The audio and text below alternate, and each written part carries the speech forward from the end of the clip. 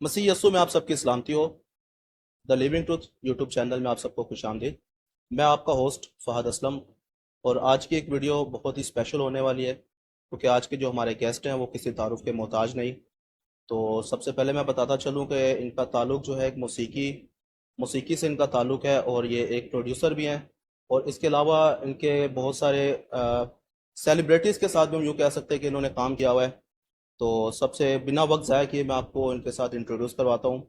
जी तो वकास भाई, कैसे हैं आप? खैरियत से हैं? जी खुदावंद का शुक्र है फ़ाद भाई। और सबसे पहले तो मैं अपने खुदा का शुक्र अदा करता हूँ कि आज के दिन आपसे मिलवाया। और आपका भी शुक्रिया अदा करता हूँ कि आपने मुझे याद रखा अपने पॉडकास्ट के लिए।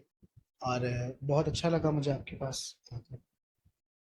बहुत शुक्रिया वकास भाई। वकास भाई, मैं आपसे कुछ सवालात करना चाहूँगा, अगर आपकी इजाज़त हो तो। अगर बात ज़रूर। बुरी लगे तो मैं माजरत करता हूँ ज़रूर पहले से ही। ज़रूर ज़रूर। तो सबसे पहला जो मेरा क्वेश्चन है ये है कि आपकी ज़िंदगी में कोई इंस्पिरेशनल पर्सन जिसकी वजह से आपने ये मौसीकी की दुनिया को चूज़ किया या इसके अंदर आपने इस फील्ड के अंदर आपने इन किया? बिल्कुल फ़ाद भाई, सबसे पहली बात, जैसे आपने इंस्पिरेशन की बात की है, जैसे आपने पहले बताया हमारे ऑडियंस को कि म्यूज़िक प्रोड्यूसर भी हूँ मैं, और मैं मेहनत की मैंने।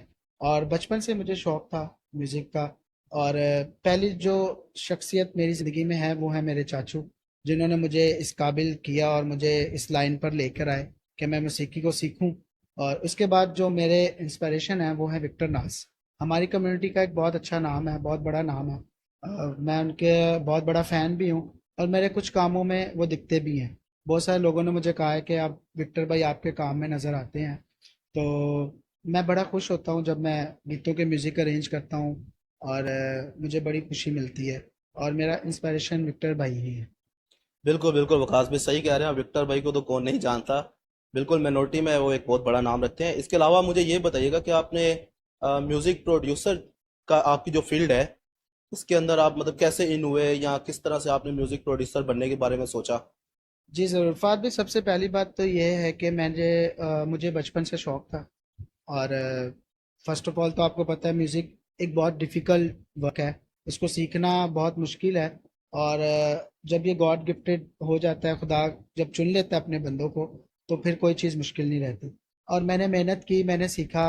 और बचपन से ही 8 साल की एज से मुझे अभी भी याद है कि मैं बहुत छोटा था जब मुझे मेरे चाचू लेकर जाते थे मुझे क्लास के लिए। तो मैं क्लास लेके आता, और फिर उसके बाद जब मैं प्रैक्टिस करता था अपने कीबोर्ड पे, तो मुझे बड़ी मुश्किल होती थी कि यार नहीं, छोड़ देता हूँ, ये मुझसे नहीं हो पाएगा।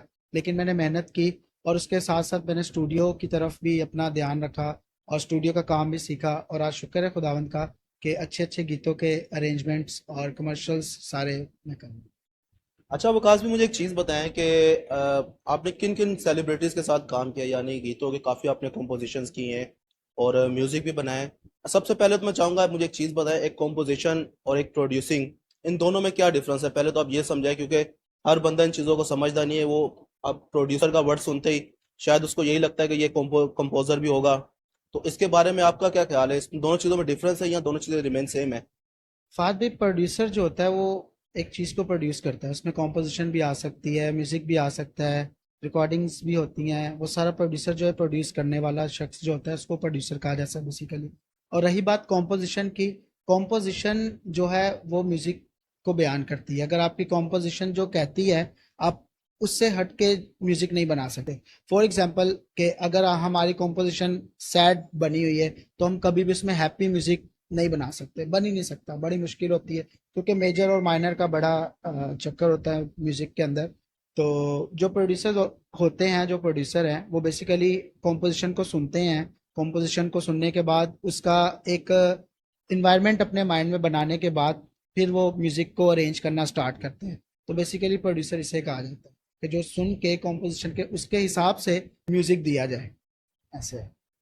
तो इसके अलावा मुझे बताएं वकास भाई, अपने किन किन गीतों का आपने म्यूज़िक प्रोड्यूस किया हो या कंपोज किया हो? जी फात भाई, सबसे पहले तो मैं आपको बता दूं कि अनम अशरफ, सिस्टर अनम अशरफ बहुत अच्छा गाती हैं। उनका पहला गीत मैंने अरेंज किया था, सांसों का बोझ।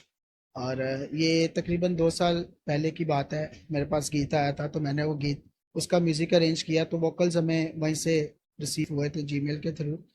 तो उसके बाद मैंने दाइम गिल का गीत किया। और गीत का टाइटल था अब्बा तेरियां बातां। वो भी मुझे, मैंने जब अरेंजमेंट किया मेरे लिए वो भी बहुत अच्छा टाइम था। फिर सिस्टर तमीना तारिक, ब्रदर शाहिद चमन, इन सब के अरेंजमेंट्स मैंने किए हैं।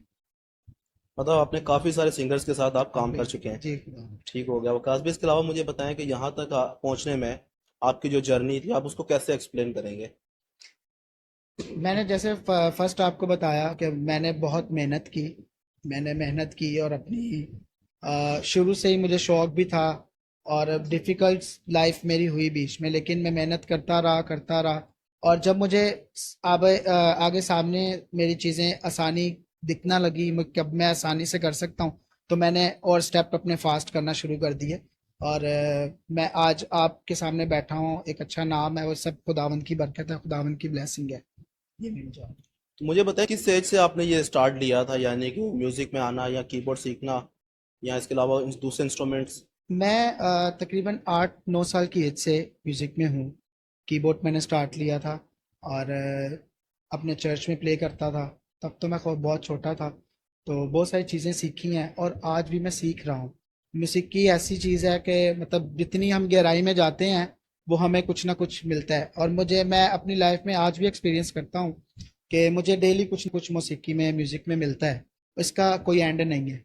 और मैं तब से लेके 8-9 साल की एज से अब तक मैं सीख ही रहा हूँ। ठीक हो गया वकास। मुझे दूसरा ये बताया कि आपने जो स्टूडियो का जो काम है वो आपने खुद सीखा है या इसके पीछे आपको सिखाने वाले उस्तादजा थे, या किस तरह से आपने ये काम सीखा था? थोड़ा एक्सप्लेन करें इसको भी आप। बिल्कुल, मैं ज़रूर आपको बताऊंगा। स्टूडियो का वर्क जो मैंने सीखा, वो मैंने सीखा उस्ताद नईम गिल साहब से। क्रिएटिव मीडिया उनका स्टूडियो था। उन्होंने मेरी बहुत हेल्प की, मुझे बहुत सारी चीज़ें सिखाई। और आज भी उस्ताद मेरे हयात हैं और उनसे मैं कभी भी कॉल करता हूँ, कुछ भी उनसे पूछता हूँ, तो वो मुझे कभी उन्होंने मना नहीं किया, वो मुझे बताते हैं। तो आज इस स्टूडियो की लाइफ में जो मेरा आने का मकसद है, मुझे स्टूडियो के लेवल, इस लेवल तक लाने का जो पीछे हाथ है, वो मेरे उस्ताद जी हैं, उस्ताद नईम गिल साहब। जी, मतलब अभी भी आप उनसे हेल्प लेते रहते हैं? बिल्कुल ऐसे ऐसे।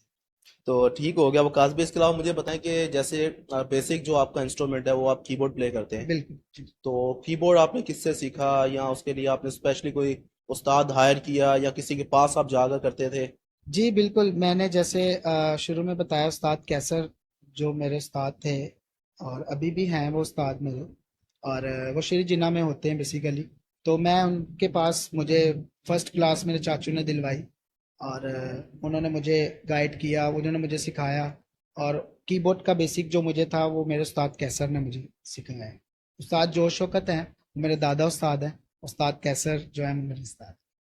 ठीक हो गया वकास भी। अच्छा मुझे बताएं इसके अलावा कौन कौन से और इंस्ट्रूमेंट्स हैं जो आप प्ले कर सकते हैं, जिनमें आपको महारत हासिल है? जी बिल्कुल, गॉड गिफ्टेड हूँ मैं। ढोलक प्ले कर सकता हूँ। तबला मुझे थोड़ा सा नॉलेज है तबले का। मतलब ये सब पार्ट टाइम है? हाँ हाँ बिल्कुल, ये जो सारी चीज़ें हैं को एक एक एक्चुअली म्यूजिक प्रोड्यूसर जो होता है ना, उसके पास ये सारी चीज़ें होना लाजमी है। क्योंकि अगर हम रिदम क्रिएट करते हैं, अगर हमारे अंदर रिदम ही नहीं होगा, तो हम गीत का या सॉन्ग का रिदम कैसे अरेंज कर मतलब आप ये पाएंगे। कहना चाह रहे हैं कि आप जो मतलब बना रहे हैं म्यूजिक, वो आपके दिमाग में ऑलरेडी चल रहा होता है बिल्कुल ऐसे ही, ऐसे और वहां से ही आपको इंस्पायरेशन मिल रही होती है चीज़ों की ऐसे। कि किस जगह पे आपने क्या करना है। बिल्कुल ऐसे। ठीक हो गया। इसके अलावा मुझे ये बताएं कि अभी क्योंकि फेसबुक का और डिजिटल सोशल मीडिया का ज़माना है, तो इसमें हम अक्सर देख रहे होते हैं रील्स में, काफ़ी आपकी भी रील्स वायरल है, जी तो उनमें आपको गाते हुए भी देखा है। तो मुझे ये बताएं कि बजाते तो आप हैं ही, तो गाना मतलब ये गॉड गिफ्ट होता है या आपने इस पे काम भी किया है या सीखा भी इसके बारे में? बिल्कुल, आप फात भाई सही कह रहे हैं। गॉड गिफ्टेड तो होना बहुत लाजमी है और खुदा अपने बंदों को चुनता है। ये मैंने अपनी लाइफ में एक्सपीरियंस किया है। और जो मेरी गायकी की बात रही, वो मैंने बहुत मेहनत की है। और मुझे बहुत सारे लोग कहते थे कि जो रिकॉर्डिंग कर सकता है वो गा नहीं सकता। तो मैंने इस बात को ना ख़त्म किया। मैंने ये साबित करके दिखाया कि जो रिकॉर्डिंग करता है वो गा भी सकता है। तो मैंने बड़ी मेहनत की, सिंगिंग में कोशिश की। और मेरे पास जितने भी रिकॉर्डिंग्स के लिए आते हैं, और मैंने उनसे बहुत कुछ सीखा है। जितने भी मेरे क्लाइंट्स हैं, जितने भी मेरे अपने गीत रिकॉर्ड करवाने के लिए आते हैं, उनसे मैंने बहुत सारी चीज़ें सीखी हैं। वो इस तरह से सीखी हैं कि जब उनकी कोई कॉम्पोजिशन चल रही होती है तो वो गा रहे होते हैं, मैं उनको गाइड कर रहा होता हूँ कि इस लाइन को ऐसे नहीं, आप ऐसे गाएं। तो उसमें मुझे बहुत सारी चीज़ें मिलती हैं कि अच्छा ये लाइन को उन्होंने ऐसे गाया है, तो मैं नेक्स्ट टाइम कोशिश करता हूँ कि मैं उससे अच्छे गाने की कोशिश करूँ। तो ऐसे भी मेरे सिंगिंग का बस बेसिकली आप ये कहना चाह रहे हैं कि अगर आपको खुद गाने का नहीं पता होगा तो आप सामने वाले को भी एक्सप्लेन नहीं कर सकते। ऐसा ही है। और देखें ये सारी चीज़ें मैंने अपने अंदर उतारी हैं। तो अब मैं जब रिकॉर्ड करता हूँ, गीत रिकॉर्ड करूँ या सॉन्ग रिकॉर्ड करूँ, तो मैं बताता हूँ कि आप ये लाइन ऐसे नहीं ऐसे गाएं, आप ये लाइन ऐसे नहीं ऐसे गाएं। तो वो बड़े खुश होते हैं क्लाइंट कि आप नॉलेज पर्सन शख्स बैठा हुआ है। तो ऐसी सारी चीज़ें, ये ठीक हो गया ब्लेसिंग्स हैं। वकास भाई, बहुत शुक्रिया आपके इस ज़रूरी और कीमती वक्त के लिए जो आपने हमें मुहैया किया। और मैं आपका शुक्रगुजार हूँ कि आप खुद आए यहाँ पर हमारे इस प्लेटफॉर्म पर। और अब मैं चाहता हूँ कि आप हमारे व्यूवर्स को कोई मैसेज देना चाहेंगे।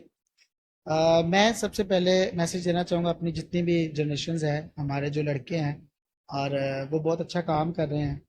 और मैं चाहता हूँ कि वो मज़ीद आगे बढ़ें, मेहनत करें, और हमारी कम्युनिटी का नाम और ज़्यादा से ज़्यादा रोशन करें। जी, तो ये थी आज की वीडियो और हमारे साथ है वकास अब्बास जिनका ताल्लुक एक मौसीकी की दुनिया से है और ये बज़ाते खुद एक स्टूडियो को लीड करते हैं। तो आज की वीडियो में बस इतना ही। हमारे अगर आप चैनल पर नए हैं तो चैनल को सब्सक्राइब करें, वीडियो को लाइक करें और शेयर करें। मिलते हैं अगली एक वीडियो में एक नए टॉपिक के साथ। शुक्रिया।